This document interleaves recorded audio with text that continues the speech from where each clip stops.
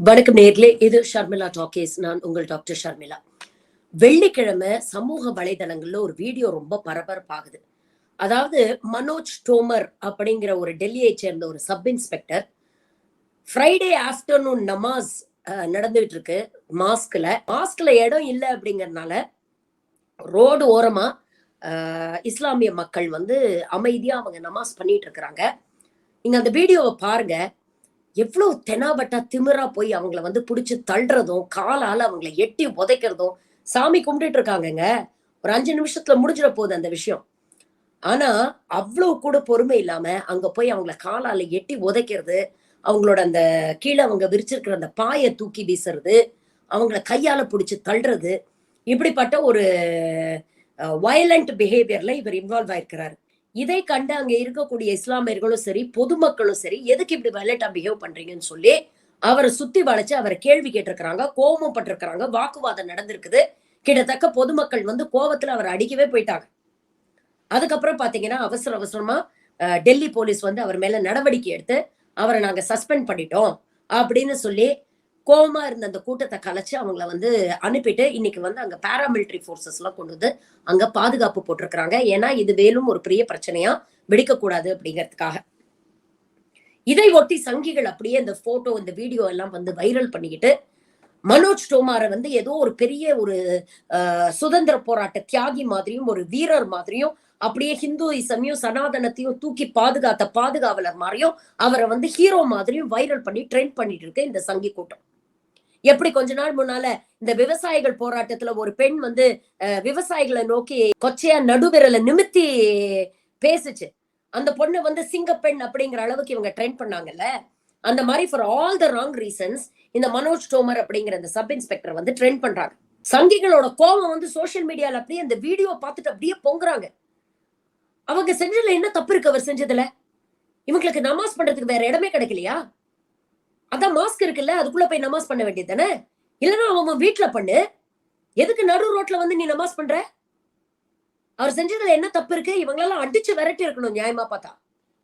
இப்படிதான் சங்கி கூட்டம் வந்து பதிவு பண்ணுது சோசியல் மீடியா. யாரும் வேணும்ட்டே வந்து ரோட்ல நமாஸ் பண்ணல. டெல்லியிலே இருக்கக்கூடிய பெரும்பாலான இந்துக்களுக்கே தெரியும் டெல்லியோடைய நிலைமை என்ன அப்படின்னு. டெல்லியை சுற்றி பல மாஸ்குகள் இருக்கு. ஒரே ஏரியால பாத்தீங்கன்னா கூட நீங்க ஒரு 4-5 மாஸ்க் இருக்கும். ஆனா இடம் பெருசா இருக்காது. அந்த அளவுக்கு திக்லி பாப்புலேட்டட் பிளேஸ். அப்படி இருக்கும் பொழுது ஃப்ரைடே இந்த ஸ்பெஷல் நமாஸ் நடக்கும் பொழுது அது அந்த 12 மணில இருந்து 1 மணி வரைக்கும் டைம் இருக்குது. அது அந்த டைமிங் எனக்கு சரியா தெரியல. பட் அந்த டைமிங்குள்ள அதை முடிக்கணும். அப்படி இருக்கும் பொழுது மாஸ்க் ஃபுல் ஆயிடுச்சு, இல்ல அந்த மாஸ்க் சுத்தி இருக்கிற கிரவுண்ட்ல இவங்க பண்ணக்கூடிய அந்த இடம் ஃபுல் ஆயிடுச்சுன்னா மீதி இருக்கக்கூடியவர்கள் அந்த ரோடோரமா அந்த பேசஞ்சர்ஸ் போகக்கூடிய அந்த பாத்வேல பண்ணுவாங்க. அதிகபட்சம் 15 நிமிஷத்துல முடிஞ்சு போற விஷயம். இது இன்னைக்கு நேத்து இல்ல, பல வருஷமா இப்படிதான் நடந்துட்டு இருக்கு. டெல்லியில மட்டும் இல்ல, பல வட மாநிலங்கள்ல இது போன்ற விஷயங்கள் நடக்கிறது சர்வசாதாரணமா நடக்குது. ஆனா இந்த கடந்த 10 ஆண்டுகள்ல தான் ஏதோ இவங்கெல்லாம் ஏதோ ஒரு டயபாலிக்கல் பிளாட்டை கிரியேட் பண்ணி வேணும்ட்டே வந்து ரோட்ல நமாஸ் பண்ணி ஹிந்து மதத்துக்கு ஆபத்தை ஏற்படுத்துறாங்க அப்படிங்கிற ஒரு நரேட்டிவை இந்த அரசாங்கம் ஏற்படுத்திட்டு இருக்கு.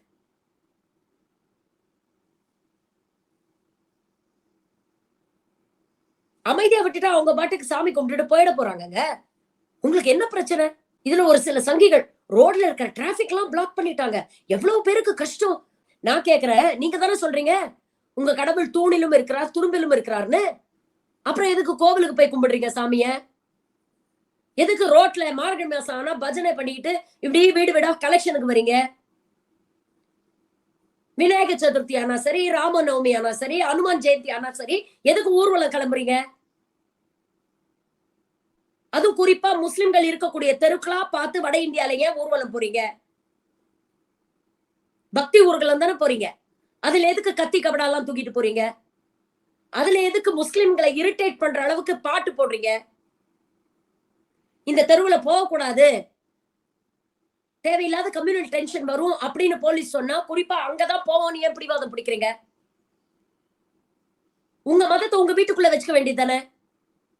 அதை எதுக்கு கொண்டு வந்து தெருவுல டிஸ்பிளே பண்றீங்க? இந்த கேள்விகள் எல்லாம் மறுபடியும் உங்களை கேட்கலாம்ல. ஏன் நீங்க ஊர்வலம் போனா டிராபிக் வந்து அப்ஸ்ட்ரக்ட் ஆகாதா? நீங்க ஊர்வலம் போனா தெருவுல நடக்கக்கூடியவங்களுக்கு வந்து அது இடைஞ்சலா இருக்காதா? என்ன மாதிரியான செய்திகளை இது போன்ற சம்பவங்கள் நாட்டு மக்களுக்கு கொடுக்குது அப்படிங்கறத யோசிச்சு பாருங்க மக்களே. முன்னெல்லாம் இந்த மாதிரி அத்திப்பூத்தாப்பல எங்கேயாவது ஒவ்வொரு இன்சிடென்ட் நடக்கும். அத பத்தி நம்ம ரொம்ப உணர்ச்சி வசப்படுவோம், நம்ம பேசுவோம். அதுக்கப்புறம் வந்து அது போன்ற நிகழ்வுகள் வந்து என்னைக்காவது ஒரு நாள் நடக்கும் பொழுது அந்த உணர்ச்சியில நம்ம பேசுவோம். இன்னைக்கு தினம் தினம் இந்த மாதிரி இன்சிடென்ட்ஸ் நடக்குது. சர்வசாதாரணமா போயிடுச்சு. பல பேர் அத கடந்து போறான். ஆமா, இனிமேல் இப்படிதான் இருக்கும் போல் இருக்கு அப்படின்னு. ஒவ்வொரு முறையும் நம்ம கடந்து போகும் பொழுது, அடுத்த முறை பாஜக மீண்டும் ஆட்சிக்கு வந்தா இது போன்ற விஷயங்கள் தினம் தினம் நடக்கும். கேள்வி கேட்டா உங்களையும் எட்டி தான் உதைப்பாங்க.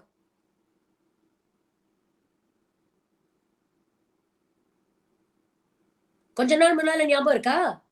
இதே மாதிரி ஒரு போலீஸ் ரயில்வே புரொடெக்ஷன் போர்ஸ்ல இருக்கக்கூடிய ஒரு போலீஸ்காரர் சேத்தன் சிங் மகாராஷ்டிரா ஓடுற ட்ரெயின்ல 4 இஸ்லாமியரை துப்பாக்கியால கன் பாயிண்ட்ல சுட்டு கொண்டிருக்காரு. என்ன காரணம்? அவங்க எல்லாம் குல்லா போட்டிருந்தாங்க, தாடி வச்சிருந்தாங்க. நீங்க எல்லாம் இஸ்லாமியர்கள், அதனால நீங்க எல்லாம் டெரரிஸ்ட். அப்படிதான் மீடியா எங்களுக்கு தினம் தினம் சொல்லுது. அப்படிங்கறத சுட்டு கொண்டுட்டு அவன் வாக்குமூலம் கொடுக்கறான்.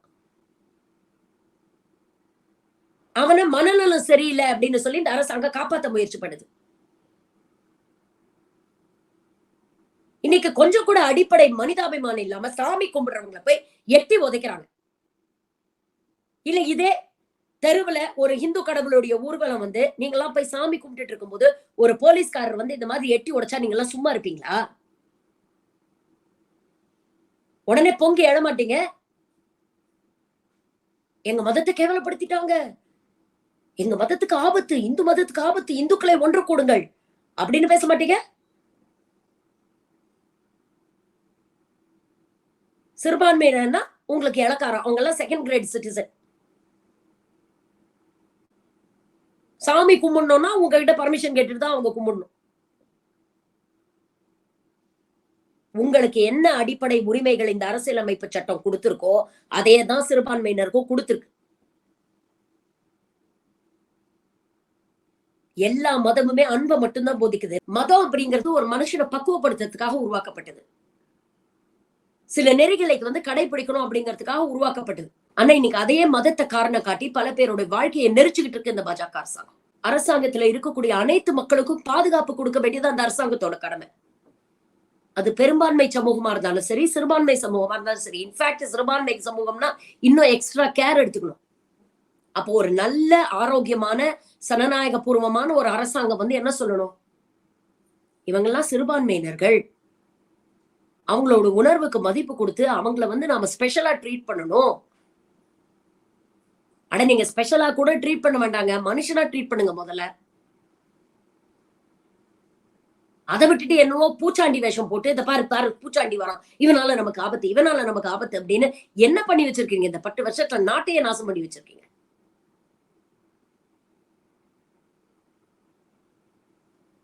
பெரும்பாலான இந்துக்களும் இஸ்லாமியர்களும் அமைதியை விரும்புவர்கள் தான். எல்லா மதத்திலயும் 5% தான் இந்த மாதிரி அடிப்படைவாதிகளா இருப்பாங்க. ஆனா நம்ம கெட்ட நேரம் இந்த 5% தான் அதிகாரத்துல உட்கார்ந்துருக்கு.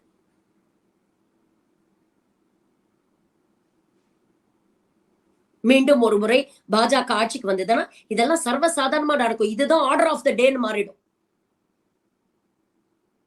இப்ப கேள்வி கேட்கலன்னா எப்பவுமே கேள்வி கேட்க முடியாது. சிந்திச்சு ஓட்டு போடுங்க.